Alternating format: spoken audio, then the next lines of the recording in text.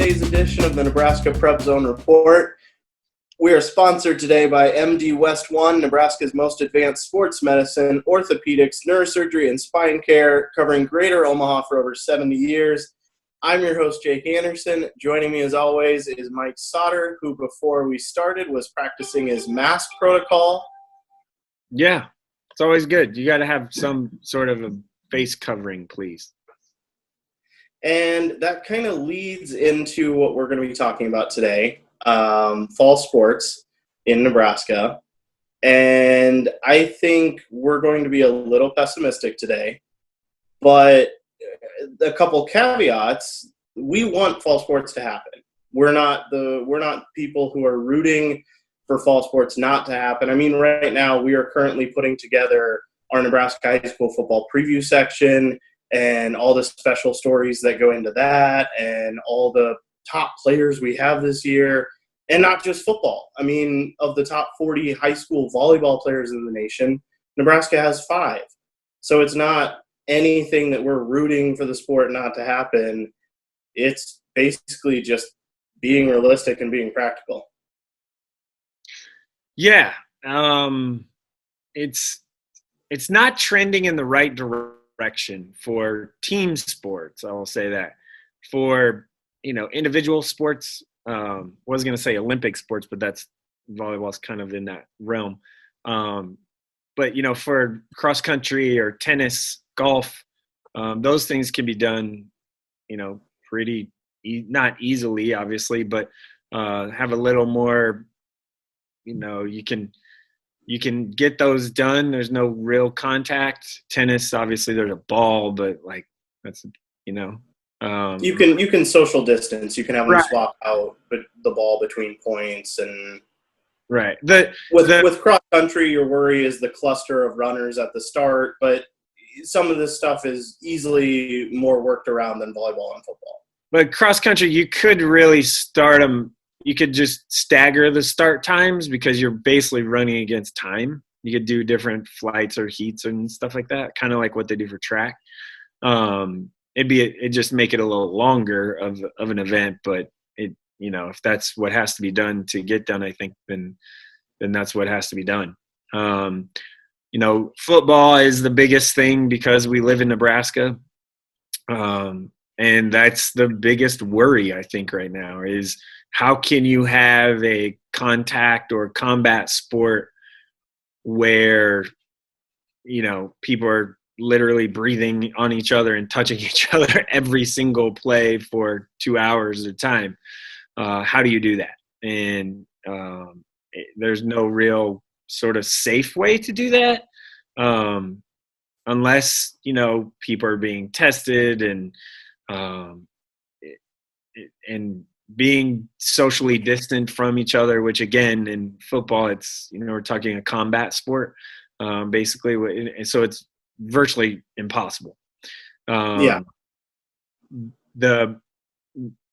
thing in Nebraska, and that's what we're talking about, is, the number of cases are rising tremendously in the larger populations. So, Douglas County, Lancaster County, Sarpy County, those numbers are they're not slowing down. They're only going up.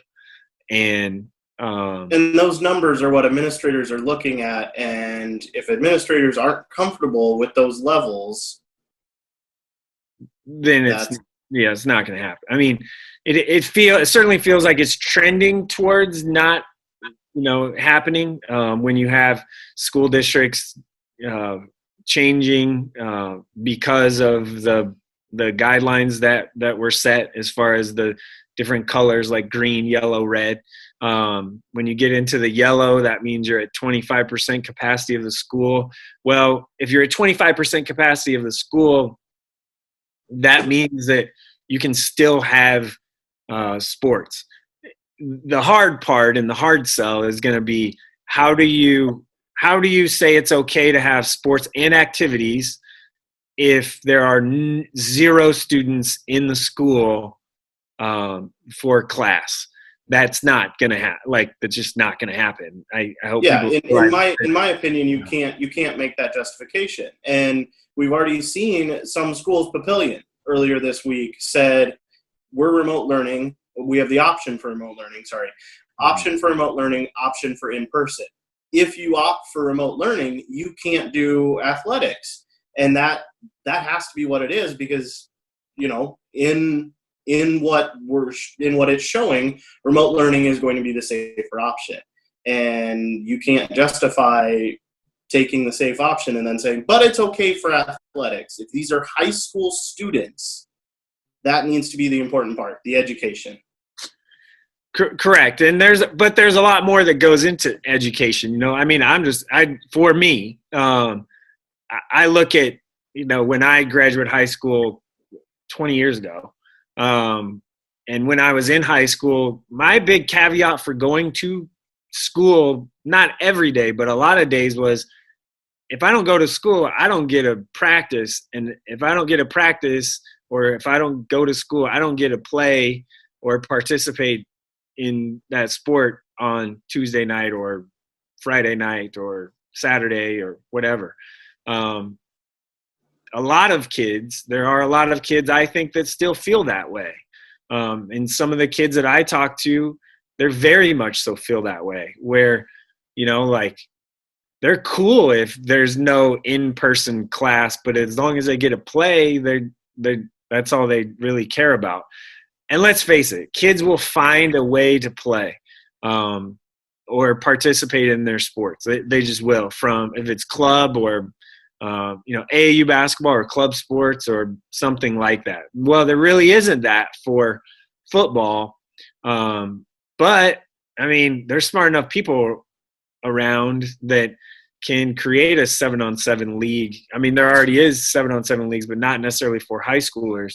But that stuff will happen. I think it'll boom. They're already seeing that in California right now, where club sports have just taken off, even more so after the state association decided not to have fall sports. So I think there is a fine line risk here that we're going to be sort of working on or working through. Hopefully. Yeah, and I want to be clear, for kids that their motivation for school is so they can compete in athletics. There's nothing wrong with that at all. It's, to me, I think what a lot of these districts and what a lot of these organizations are going to have a hard time at the end of the day with is sanctioning these events if they can't do it safely. Legion Baseball, we've seen a handful of teams have to end their season because of positive COVID outbreaks. And baseball, I think we would agree, is a little bit more of a social distance sport than football and volleyball. And again, I also want to stress that we're not criticizing any decision. If the NSA says, okay, it's safe for all of our classes to play, we're not criticizing that decision here by being pessimistic. We're not criticizing, if OPS says that they're going to not have fall sports, we're not criticizing that decision.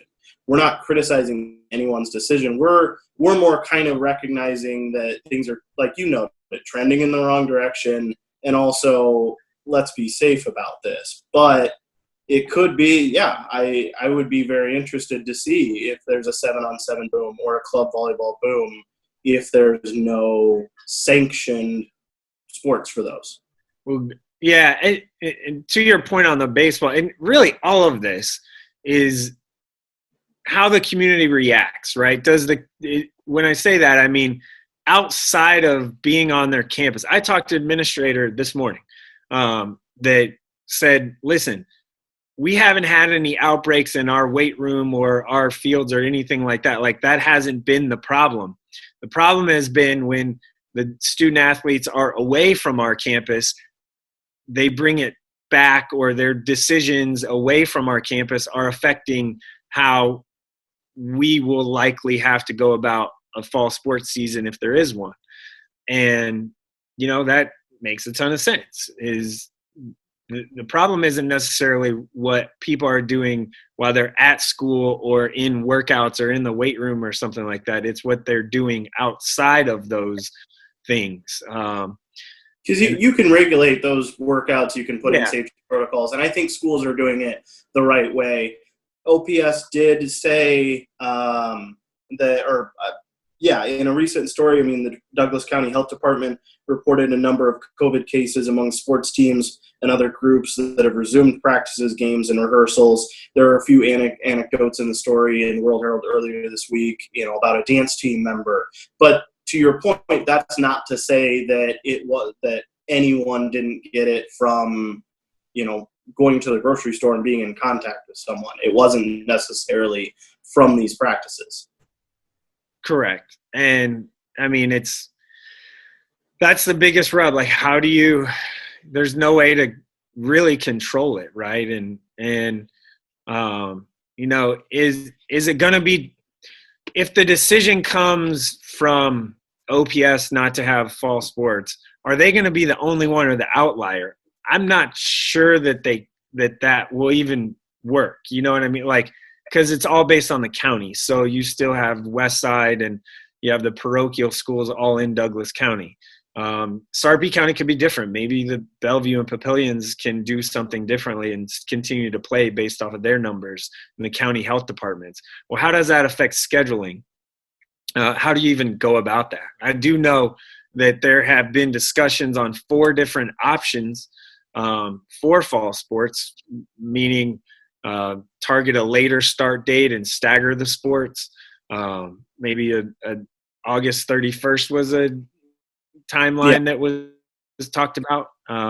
Not starting practices August 10th, and let everything but football and volleyball go on August 31st, or let everything except for football and volleyball start on the 10th when practices are supposed to start.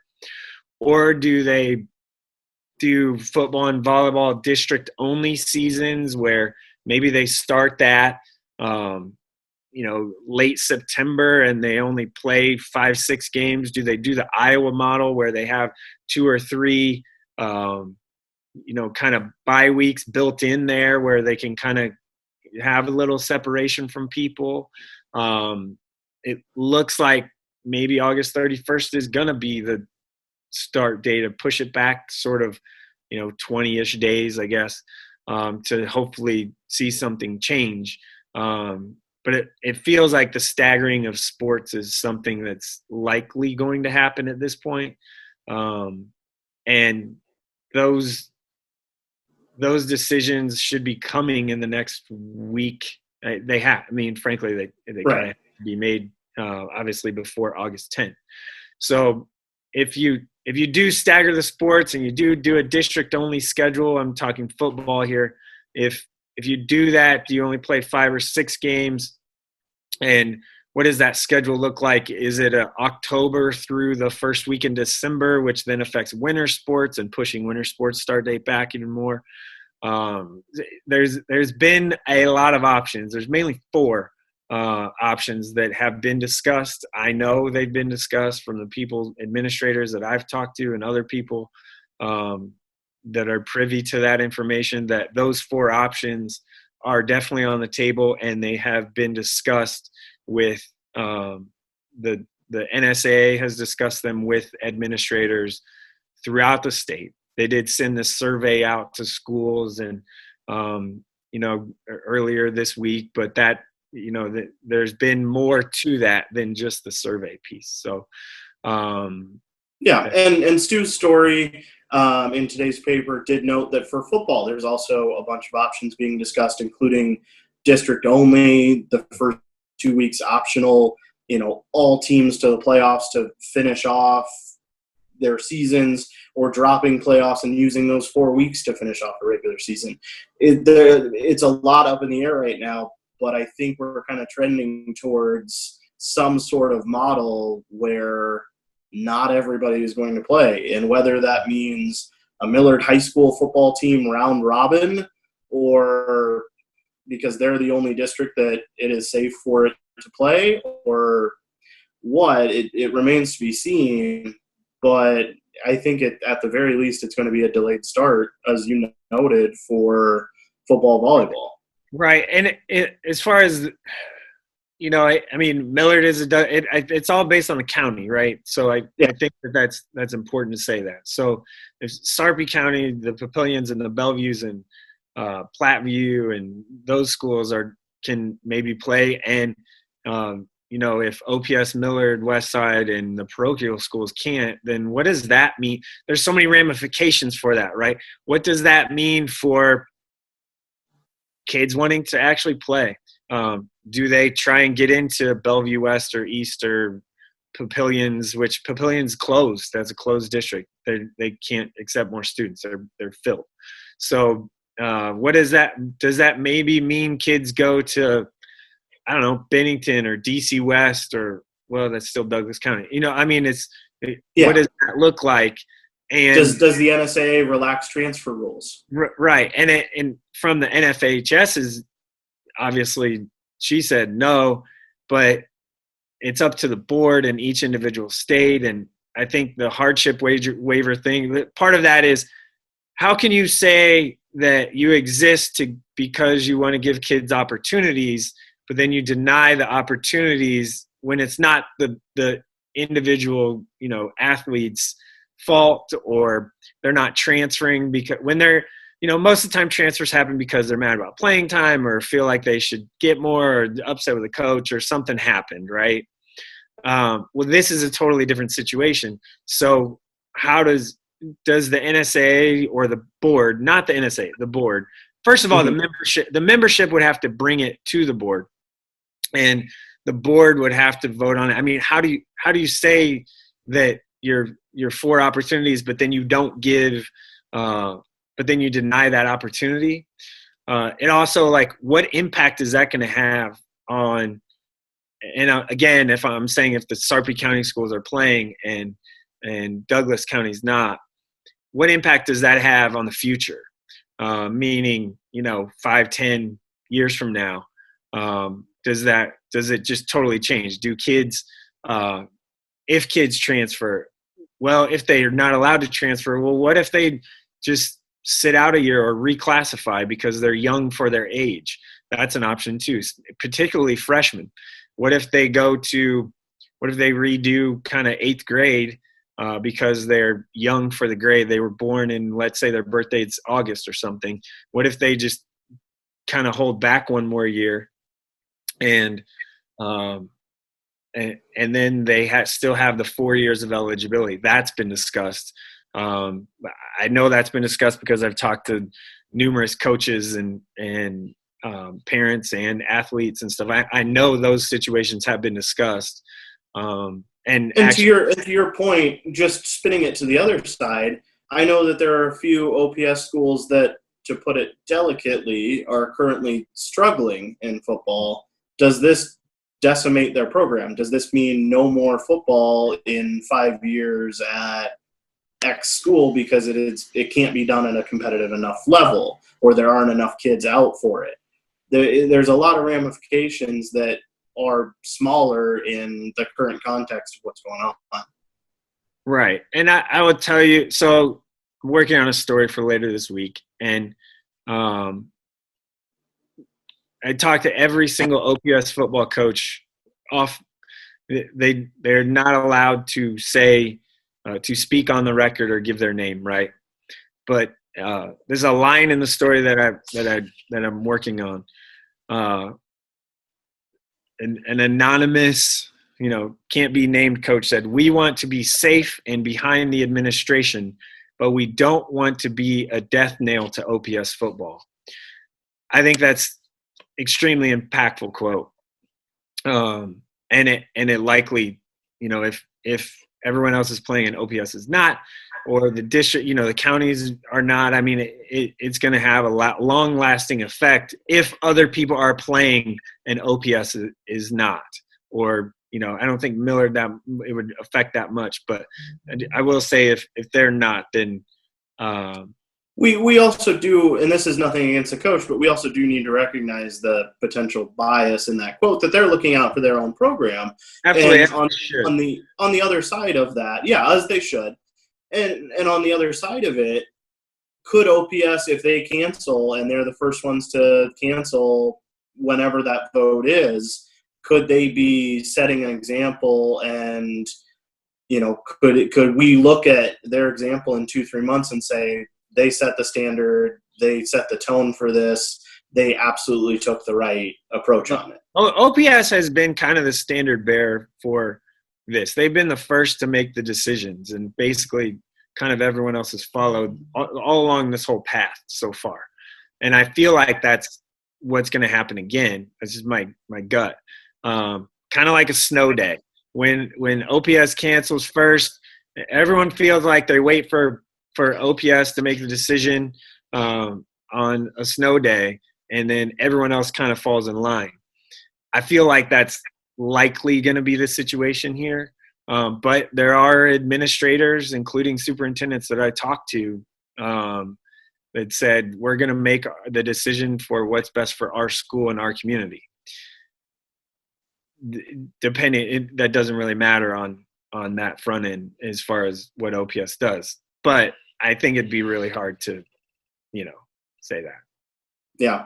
And we should note, I mean, it kind of burying the lead a little bit here. The impetus for this discussion is the votes coming next week from NSAA as well as OPS on what fall sports will look like and what they're willing to do.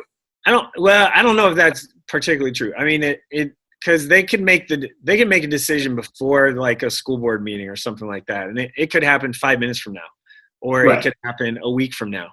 I don't know if that's particularly true. If there's actually going to be a vote or something like that. And as far as OPS is concerned, there's an executive committee that's making those decisions.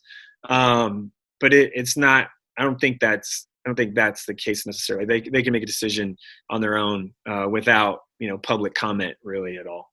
Yeah, thank you for clarifying that. It just I more wanted to note that the impetus for this was that stuff is getting rolling, and as you noted, practices are going to be opening August 10th.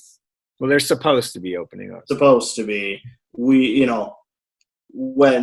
is the schools need to have and districts need to have clarification. Yeah, it's looming. It's coming. I mean, and that's basically, we'll just kind of wait. I think everyone's just waiting for some sort of clarity, I guess. But yeah. I do know the athletic directors and coaches and that they're planning on starting on August 10th until they're told differently. So, yeah. And like we noted off the top, I hope for the athletes, for the coaches, for the parents, that they do get a play and that it is done safely. I think everybody wants that. And, I think that's why your number one question in your inbox is, are fall sports going to happen? And if fall sports get canceled, what does that mean for basketball this winter? It's everybody recognizes, that it's up in the air right now. To kind of wrap up here, it all falls on the community to make the right choices outside of the school. That's what it falls on. It clearly does. I talked to doctors and infectious disease people about this, and they all have said it all is, if people can do the right thing and just if people can be uncomfortable for a period of time, a short period of time in their life, if they can just be uncomfortable, get these numbers down, then everything will go back to normal.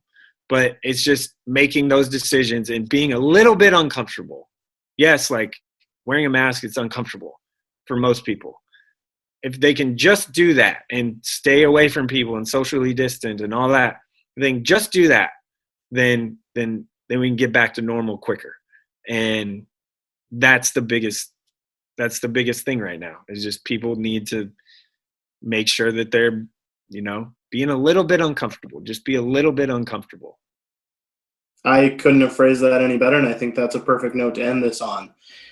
So until next time, hopefully we can be a little bit more optimistic then. Thanks for listening, and have a great day. As the official team doctors for high school and college teams across Greater Omaha, MD West One Sports Med Doctors can get you back into the game stronger than ever. Meet the Sports Med team at mdwest1.com or call 402-390-4111.